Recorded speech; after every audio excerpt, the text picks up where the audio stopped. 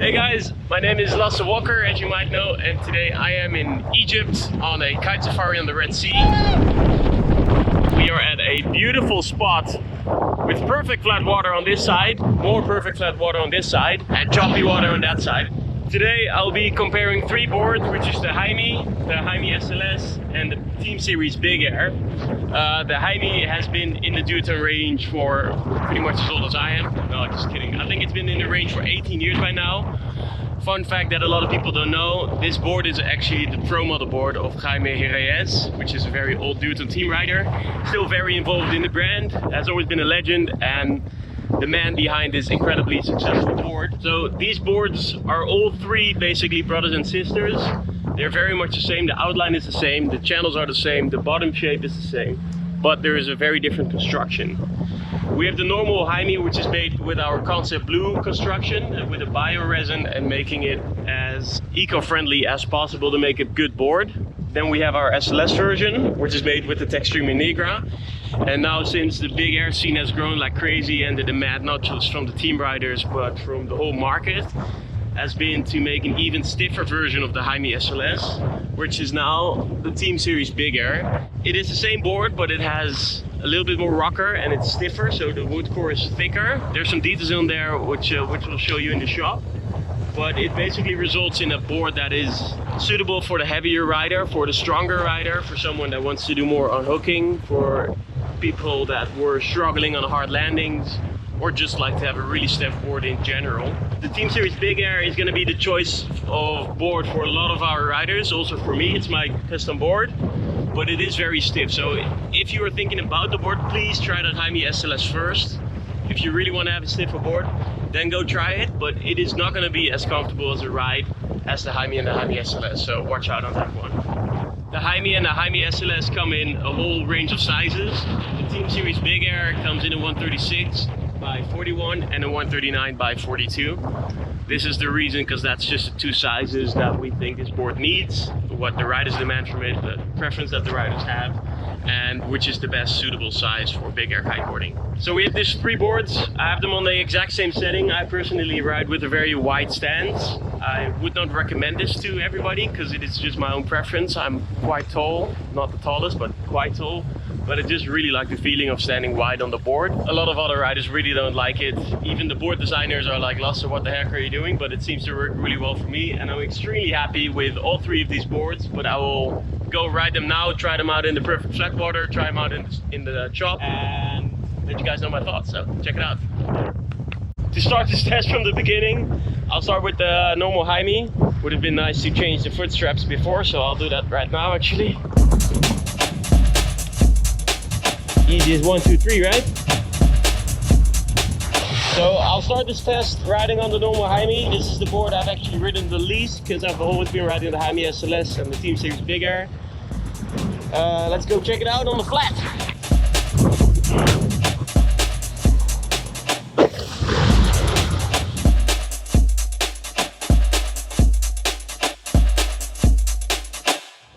If anybody ever tests the board, please just ride as you normally would ride. Do some jumps, do some landings, do some turns. Don't do any weird stuff, don't do anything weird, don't start thinking too much.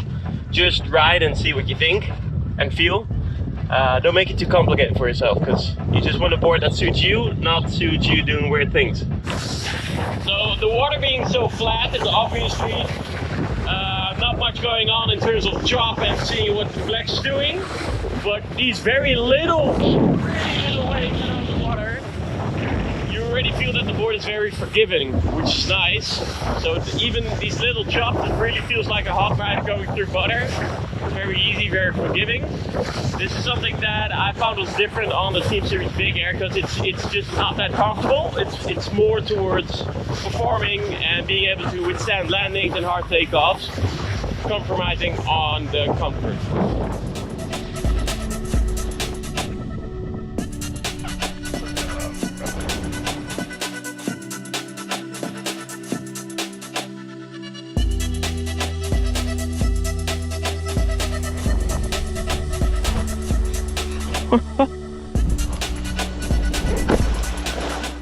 Okay, so we've done a couple jumps now.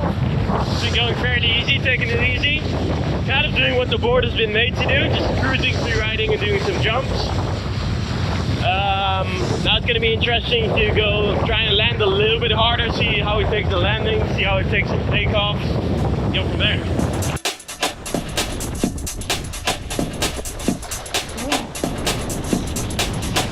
Okay, so first thought is the board is really comfortable, landings are good. It still has a lot of grip because of the double rocker line that's in the board. Definitely good.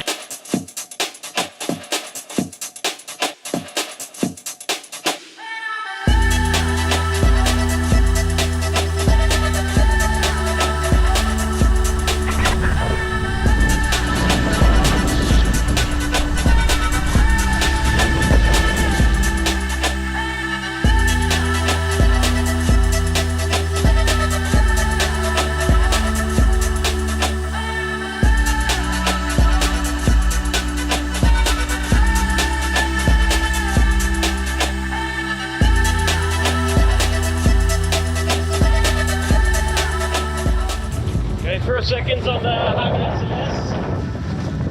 Again in the flat on the small, really small little chop. Noticeable difference. It's a little more snappy, what we kind of call it. You hear it a little bit more. The carbon in the board is very reflective. So whatever's going on in the board, it tends to keep stiff longer than what the normal Jaime does, which gives more feedback to the rider to see what's going on in the water.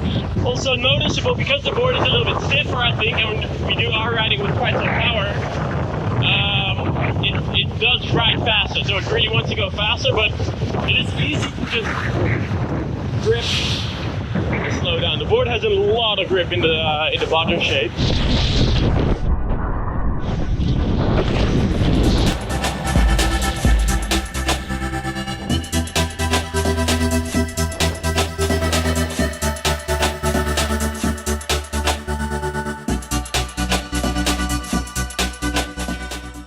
Turn on our wheel, connect, and off we go.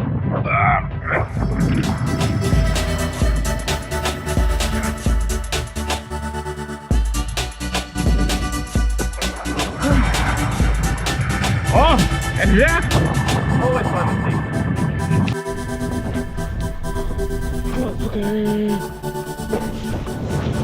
Okay, time to go to the choppy side, see how the normal Jaime rides.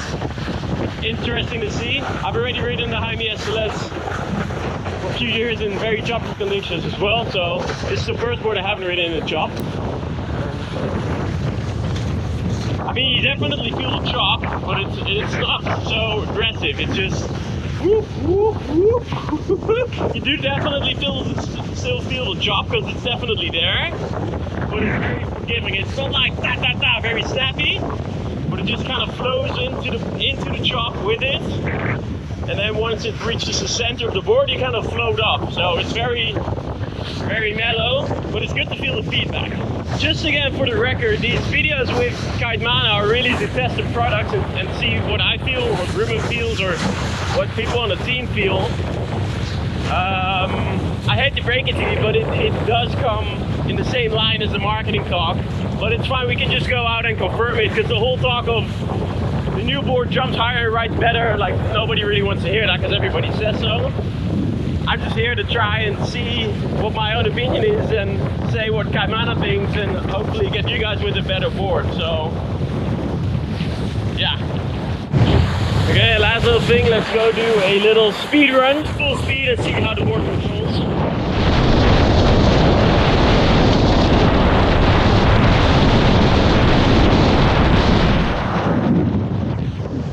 Definitely still very good control and easy to brake. Because of the channels in the bottom, it's very easy to control the inside rail, sink it in, and there you go. You don't really slide with it, which is very nice.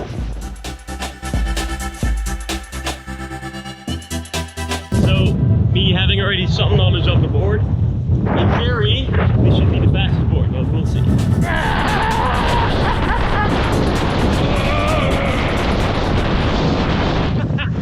Yeah, definitely, definitely faster.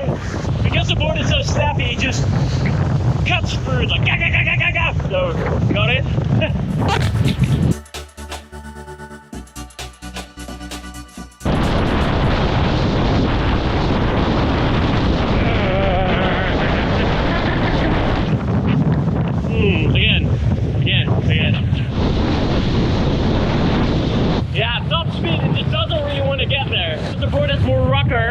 sometimes it gets slower because it's more resistance of the board in the water. But that's something that has been designed by the team, especially by Andrea. He says, and it's a very valid argument, he says, man, when we're riding big air, you have so much power in the kite anyway, and you do get to a high speed, but that little extra speed or that little more speed you get in less wind, it's a compromise that we are willing to give for better control on landings, better takeoff, more stability, and just an overall different feel.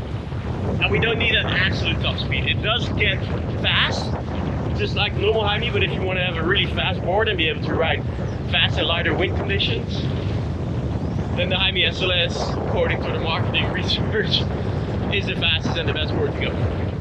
By the way, we're reviewing this board on the Rebel D-Lab. Excellent kite, best kite in the range, best kite in the world. Go check it out. Yeah, I hate to break it to you guys, but it does come very close to exactly what the marketing research says. The Jaime SLS is very nice and forgiving. It does have the performance and the feedback towards your legs. You really feel what's going on, but it's very mellow. The Jaime SLS is just that more snappy carbon feel. It's faster, it's definitely the fastest board of the three. And the Team Series Big Air is kind of a compromise towards a little bit of comfort and speed to better control on landings and takeoffs. It just takes off really good. The control is definitely there. The landings are super solid. You just land and bam, you're there. Whereas with the other boards, it's also good, you know, I ride it with a really wide stance and I'm almost 90 kilos, so it's definitely a lot of pressure on the board. It just depends on what you're looking for. If you're someone that has weak knees, then definitely go for the normal Jaime. If you're like, at least feel young and feel active and you run a lot and you feel healthy and you're in for that next level, then the Jaime SLS is going to give you so much control, so much performance, basically anything you could wish for. And if you're really looking for the next level, you've tried the Jaime but you think it's too soft, then the Team Series Big Air is just the same board but more performance oriented.